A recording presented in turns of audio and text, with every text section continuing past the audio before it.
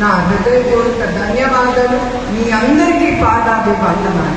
ఎందుకంటే నేను ఈ నిజం గెలవాలి అనే ఈ ప్రోగ్రాం ముందుకు తీసుకెళ్లేటప్పుడు నేను చాలా ఆలోచించాను. ఒక పక్కన కొంచెం భయం, ఎందుకంటే నా శ్రేయోభిలాషాలు వీళ్ళు రాక్షసులు, వీళ్ళు దేనికైనా తెగిస్తారు, నువ్వు ఒక లెక్క కాదు అని. ఆ భయంతో నేను అడుగు బయట పెట్టాను. ఎప్పుడు నాకు అలవాట్లేదు, కానీ నా కార్యకర్తల కోసం నేను అడుగు బయట పెట్టాను.